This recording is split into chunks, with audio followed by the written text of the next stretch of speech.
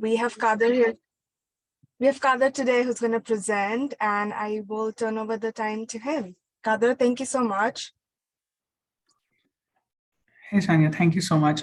Thank you everyone for joining. Myself, Mohammed Khader. So I was a dentist who transformed the career into health informatics, and then started doing up some exercises in health informatics related products and projects.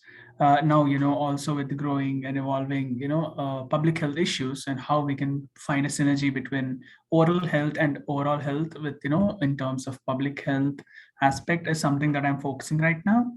So while in quest of this, I have been associated with a company that I work, and we are actively working on HIV, STD focused public health infections, which is still being rampant, and post COVID that has become a little slower because of the accessibility and people staying back in care. So today's presentation that I would want to bring in is more of a solution that we have been working on in a small study that we have done.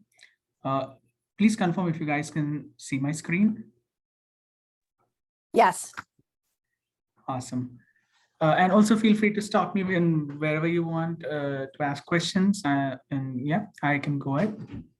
So the topic today that I would be talking about, and trying to bring up a study that we did, is reducing stigma across HIV STD infected communities, and how we can actually reassure the continuity of the care with the AI driven solutions that we are envisioning. And we have in work, it's a work in progress, but it's like up with certain clients that have wanted are willing to invest and use it.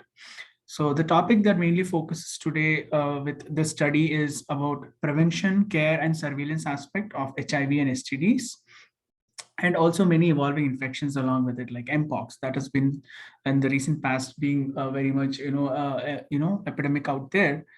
And how can you curb this kind of any evolving infection comes along with stigma. Stigma associates with like, oh, is this infection contagious? How many what kind of people will it be more contagious, and what kind of people will be less contagious? So these are the questions that come around, and that engulfs a lot of stigma around it. This misinformation leads to people not seeking care, or there is vaccine hesitancy that we have all witnessed. So what we have envisioned a solution right here is an education of this kind of things, an engagement of people, and then empowering them to seek care. How you do that, access, continuity, and retention in care services is something that many people don't understand and don't know. So bringing all this information together is what the solution that we have envisioned. So bringing on to the quick stats on this problem. So it's like stigma, like 44% of the people in the US had people think still like, oh, HIV is a stigma, and like STD is a stigma, and like we don't know how, if someone's with HIV, should we like share a space with them, or like sit with them, or even like touch and give a hug. And these are the things that are still around HIV STD cares. And the 50% of people still don't know if there are certain medications or certain viral doses or vaccines that you can take. There was many questions around like, hey, I had can I take a COVID vaccine if I have HIV or any other immunocompromised disease? So these are the questions that someone wants to do, but in the first place, they do not want to reveal if they have HIV. So there is this kind of awareness, and many people don't report cases. Some people drop out of a care in between, stating, hey, I've reached my viral load, or the viral suppression rate, now I no more need viral dosage that I take for my HIV prevention.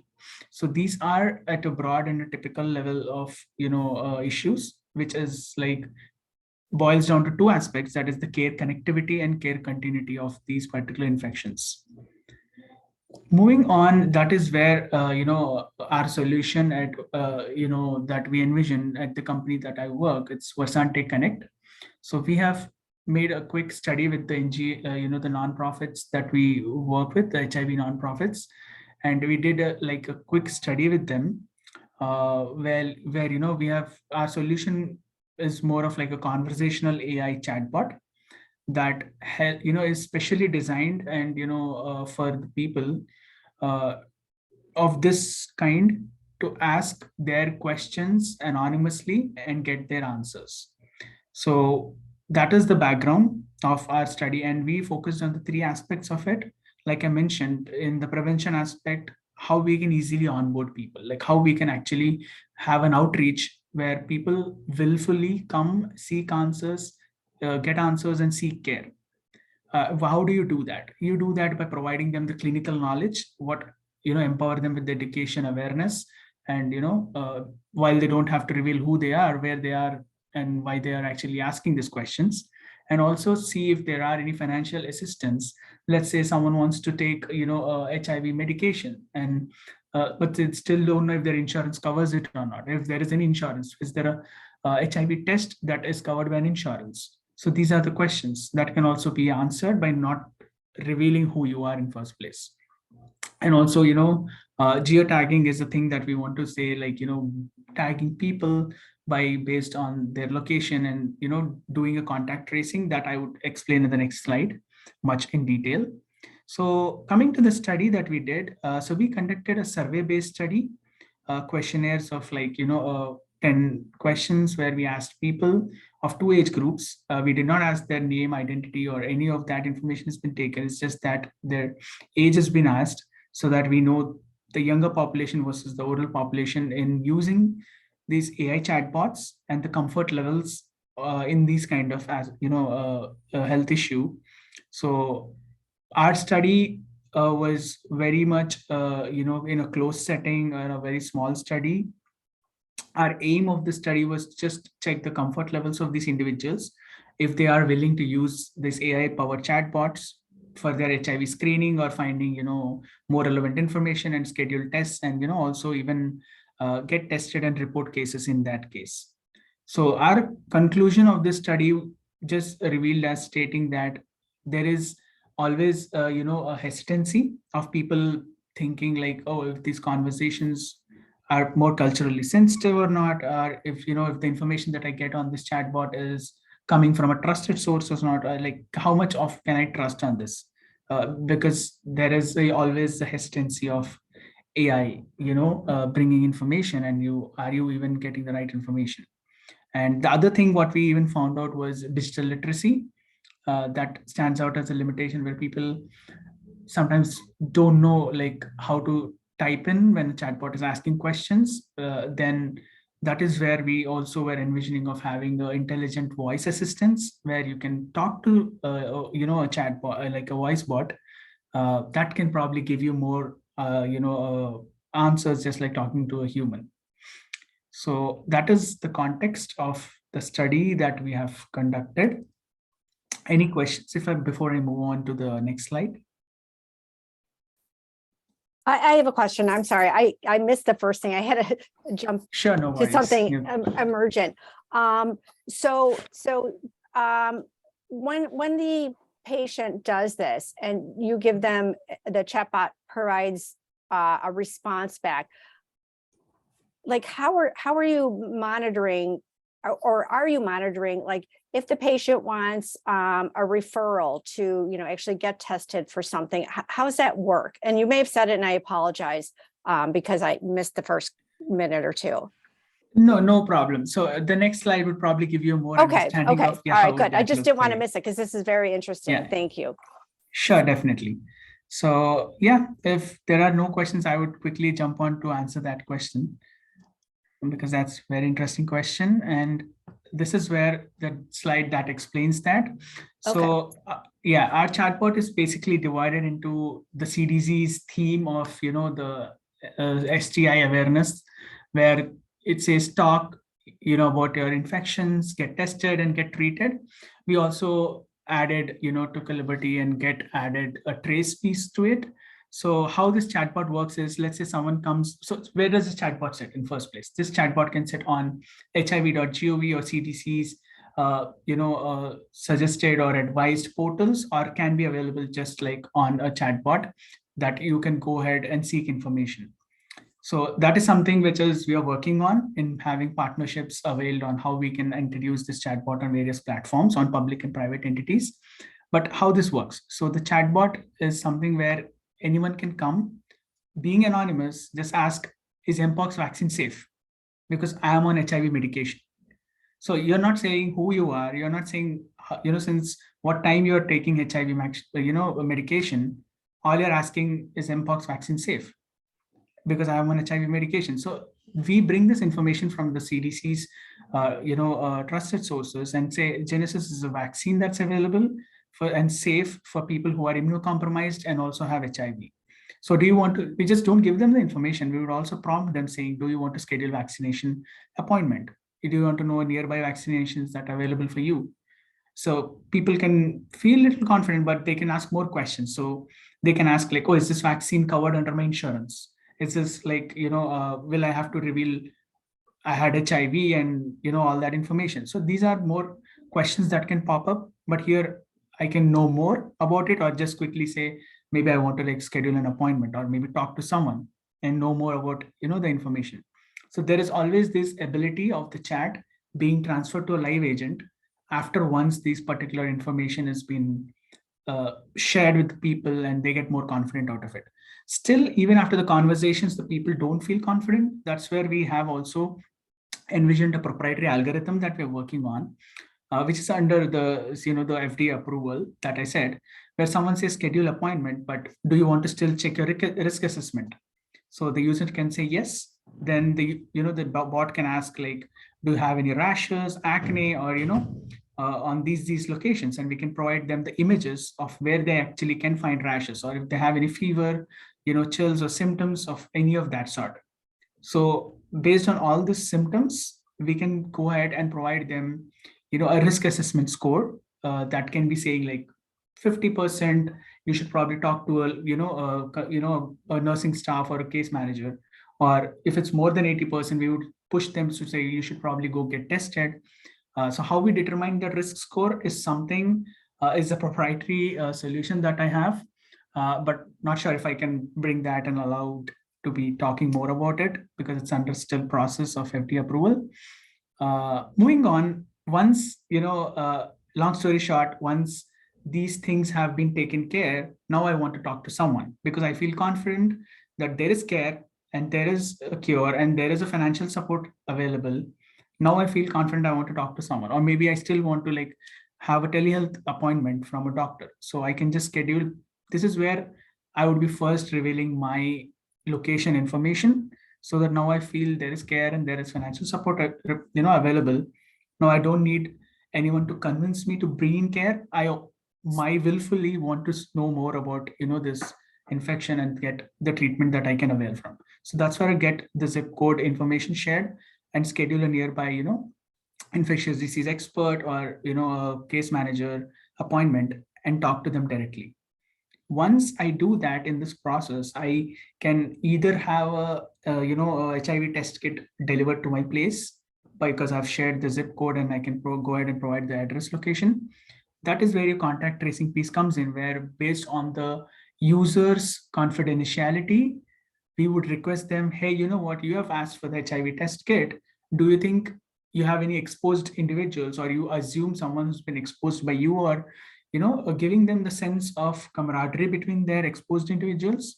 And we would provide them a sheet, like provide more details link where they can officially go and be anonymously share someone's details. So if a person A has revealed a person B's details, the person B would never know who actually revealed their details, but it will just be a text message stating, hey, you know what, we have come across that you might be exposed to HIV from one of your contacts. Do you want to fill up this quick survey? Something like that. Or we would also have a phone number being associated. So a case manager can directly reach out. Disease intervention specialists are the people who reach out to these people who have been exposed. So they call, they reach out, or they send this link and have them HIV test kits delivered to their places so they can just anonymously get tested and, then run through the same chatbot process to gain confidence and then get to a testing center. So the whole goal of this solution is envision people to come get tested or know more about the information of the infection that they have. Any questions?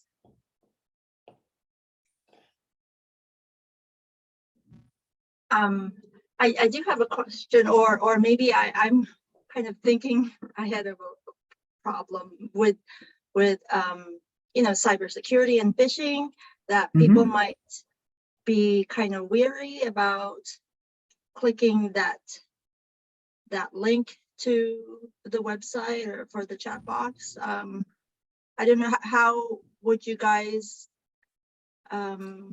mitigate that issue of people not responding because of those concerns? No, yeah, absolutely. Good question. So that is where we are heading. So cybersecurity and phishing comes definitely hand in hand when you start, having the links and something. So that is where we are working on with CDC related associated folks to provide us that authenticity that, this you will be using this tool, which is trusted by the government agencies or the public health agencies. So that's where this will not be promoted like a private chatbot. This will be promoted and marketed by the public entities. So now that when I click on this link, I know this is coming from a public health agency and not anyone. Great, thank you. Yeah. Thank you. So I have a question. Or do Sure. you have more? Do you have more? I'll wait till the end if you have more. Sorry? If you have more, I'll wait till the end. Go ahead. Sorry. No, I just have study outcomes left, okay. but I can answer. Yeah. Yeah. So like I said, I missed the beginning, but so what's in the background of this as far as what organization, you may have said it, is this coming from? So you say, you're going to refer them somewhere, or you're going to get them on a telehealth call. Is it through a university, through some public health entity, or what is behind that as far as, where these people are being funneled to or who they're being funneled to?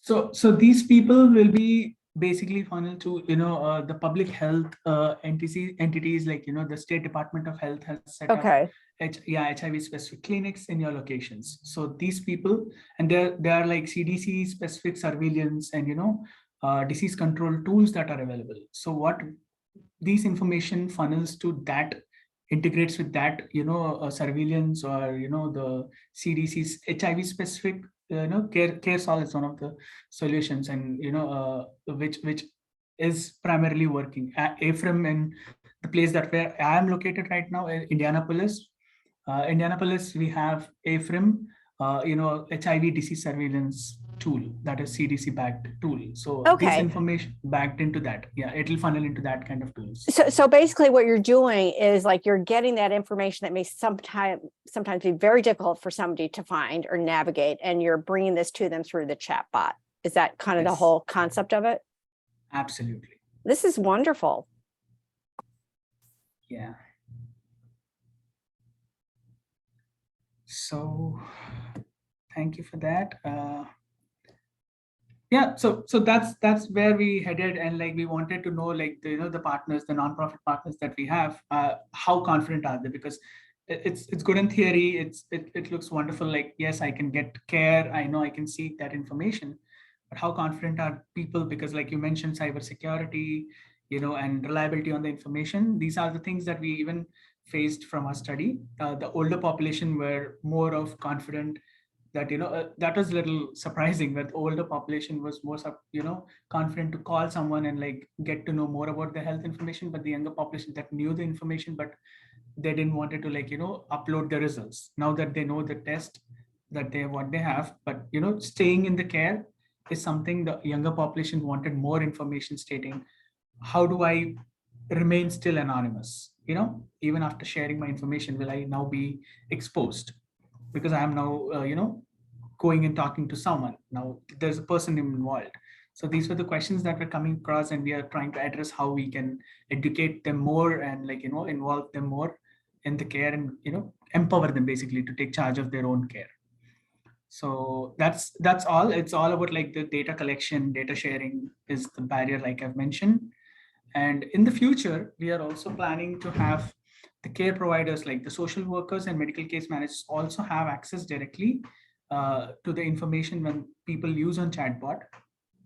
So they can get on the calls directly, and help the patients increase their or boost their morale, saying, hey, there is cure, there is care available, and these are the questions. So making these chatbots more realistic by involving people as and when they need in between the chats. So that's going forward the idea of the solution. But uh, yeah, I would take a pause here and stop my presentation and open the floor for more questions if they have any. So how long have you been using this? So it's been a year and a half that Okay. we have been constantly, we have our SMEs in 3 states: state of Florida, state of Mississippi, and state of Indiana. Okay. So and we have like nonprofit partners and public health partners who are invested in, but it's all about like, when you have a solution like this, it's more of like authenticity and getting that confidentiality plays a very key role, and that's why we're working on for at the minute. Yeah, I mean, it's very interesting that, the dental space is getting more involved in STIs and HIVs. Let me introduce myself. My name is Sharon Perlman. I'm the Chief Medical Informatics Officer at Columbia University College of Dental Medicine. And we're doing a study right now with our infectious disease folks on introducing HIV testing in the dental clinics. And, it's going very well so far, and we're expanding it to other institutions, and hopefully, going to expand it to more hospital systems in New York City. And what our HIV experts have told us is that, they're really trying to expand the workforce to help get people identified and get them into care for where our focus is mainly HIV. So this is really interesting, and I can see what an incredible benefit this is for people who are hesitant to get into care or even out of care. So this is wonderful. Absolutely, Shannon. Thanks for those kind words. So I would now be more curious to know if you can like introduce me to your HIV department folks, because the whole idea of our solution has been like you've rightly put it in the absolute right words. So how easy and beneficial it can be for people to support and seek care by not telling who they are and from where they are actually seeking. Yeah. Let me find out if they're working on anything like this, or do you have like a website that I could go to? Yes. Or where could I find out more information about it? I can type in the website. So. Oh, great. Perfect. Yeah. Hey, Dr. Pullman. Yes. Hi, Sonia. Maybe you could come next time and present. So it's like a theme that we're Sure. developing. Yeah. Absolutely. Okay. I'd be That'll happy be amazing. to. Perfect. Yeah, I'll work with you on getting that scheduled then. Yeah, because I just present. Well, you were at XGM, right? Sonia, you were at Epic, right, for XGM? Yes, I was there. Yes. Yeah, so it'll be the same thing that I presented there, but it's got a lot of information too. So I think it'll be interesting just to kind of piggyback on Mohammed's presentation of how the dental field is really kind of getting into these other spaces. Correct. Yeah, exactly. Yeah, that's what when Carmen actually heard Khader's presentation at a conference, and she recommended that we ask him to do so, and he was kind enough to come present today. And I was like, I can see a theme kind of building, coming from like the medical side to the dental side, and like, what can we do within the dental community, but also with dental informatics. So yeah, it'll be amazing if you come present. Yeah, absolutely.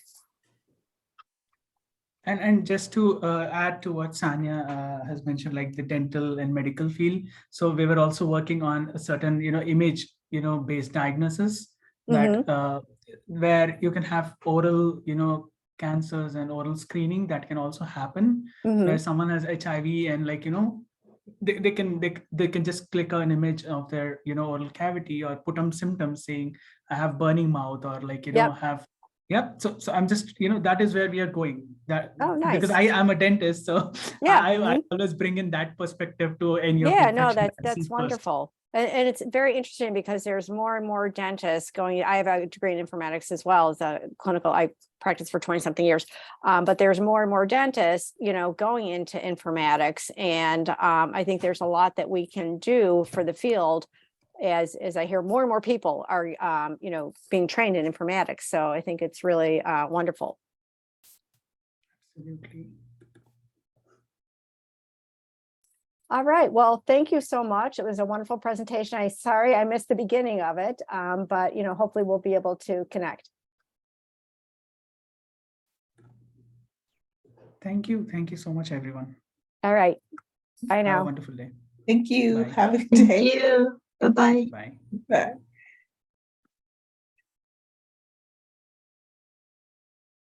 Hi, Carmen. Hi, Jessica.